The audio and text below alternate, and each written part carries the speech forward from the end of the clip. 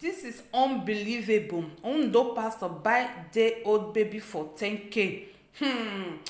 Let me greet my correct people out there. Welcome back again to my YouTube channel. Thank you to all my returning subscribers. God bless you guys for always coming back again and again.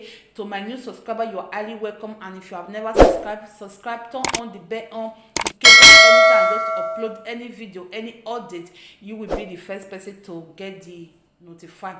Thank you guys, and my people, I don't see come back again with another gist. This very one ample for Ondo State.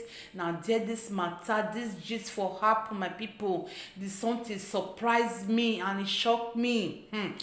This girl one of the see, so she dey 22 years old, and her name na Seun Oladayo, na be the girl name, and she herself she don't forget another child which is about 2 years old baby where she get. And wetin happen to this girl, my people?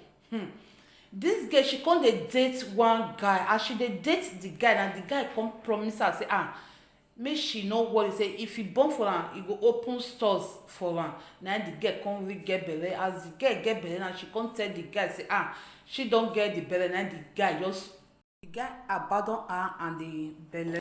Now know a lot of our boys had there, they deceive a lot of our young girls, and even our girls. Once person just said, they say see wetin they will just do for them. They never see the something, they will just open their 2 legs for the man. Person wey dey lazy, na man go even talk say he go do this one for you, you just agree. If you be that kind of lady wey you dey do hard working, you dey work and your hard working dey pay, my sister, nothing wey man go even tell you, wey go even treat you, wey go even make you open your leg because you dey work. Now those lazy one, anything wey the boy just tell them, wey their boyfriend just tell them, they'll just say yes, they go do, and they don't know say many boys had there now just to deceive our girls, because they know many of them now wetin dey under their lap. Na many of them want. Wetin happen to this girl? As she come get the belle, and she herself don already get another child for another person, and the family dey take up the girl and the baby, and she come still get this second one wey she hold for ransom. And before when she tell the family say see she get belle, na the family come, and the belle dey almost 36 weeks, my people, almost to born. The family dey come organize, they come give this girl something wey she will take flush the baby and the daughter and everything. To God be the glory, the child no die, because child wey dey come this life, no matter flush wey you go flush and reach, that baby go see stay. As this lady now, she dey flush that, as they give am the something, sorry guys, as they give am that something to flush am, the baby come life. They say the baby no die. They come call one of their pastors, say see because the doctor wey they call to do that thing, they need to pay that doctor 5,000 naira, and which the family no even get that money that moment. They call their pastor to come to the house that moment, and their pastor just rush come.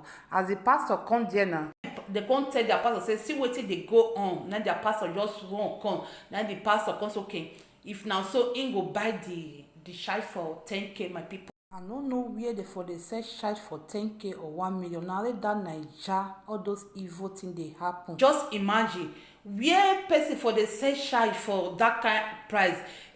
Child is not supposed to even sell, my people, because child now gift from God.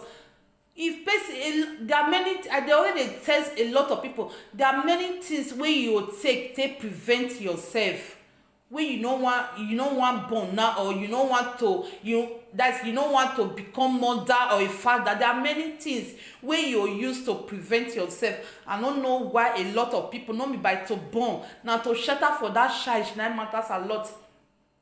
As the pastor come buy that child 10K, and they can't give out of that 10K, they can't give the daughter 5K.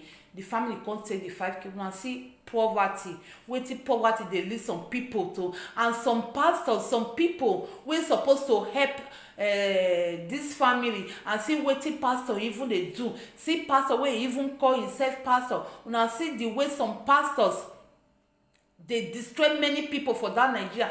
Pastor, they cause more damage to that country, whether you like it or you don't like it. I'm just telling you the fact that Nigeria pastor, they have caused a lot of damage into many homes in that Nigeria. Okay, like this thing happen now, they call the pastor because they know say na their GO or their spiritual father, all those kind of things. They call the pastor instead of pastor to take that child to hospital to examine whether the child dey okay and everything. Then the pastor can't even take out of that 10K wey he take buy this child, can't give the daughter the 5K. The daughter can't go. My people, make una see how some pastors wey call themselves pastors, all those one they claim say that they work for God. I no see the kind work wey dey work for God. How can a pastor do such evil thing? They inform you, the man say the pastor is not aware of wetin dey go on. They call you and you yourself, you see everything wetin go on, and you see they pay the daughter instead of you to carry that first thing wey pastor go do, to carry that child to the hospital and quarrel with the family why they even do that evil act. The pastor they give them 10K so that he want buy the child. Just imagine, my people.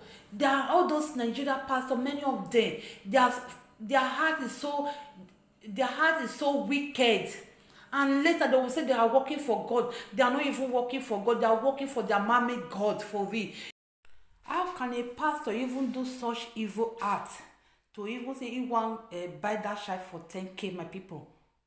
And even the daughter, see our Nigeria daughter, some of them, see the kind evil heart wey he know say that child is almost to 9 months. He still give the mother something to flood that child's heart. He himself that call himself doctor, we know the complication wey dey that kind to say it's a very dangerous something.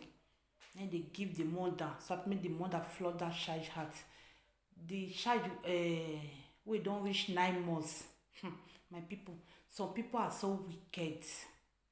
Some people, they are so wicked for real.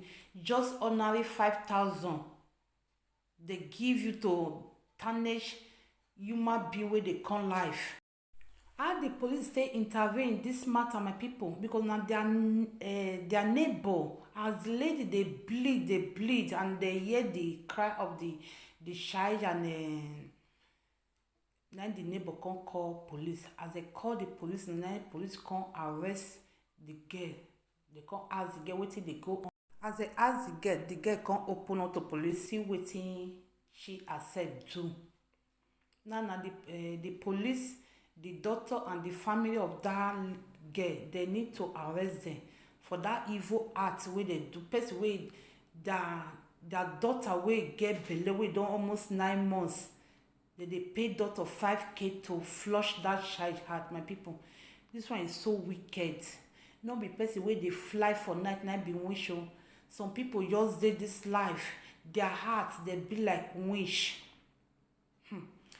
Well, my people, I just pray that the family they pay for that damage wey they want cause that child. Just that child is a blessed child, and police need to collect that child from her mother as well, my people. Well, let me leave you guys for here. What do you think? Leave your comment in the comment section down below. See you guys on my next video. Bye bye. Ciao ciao.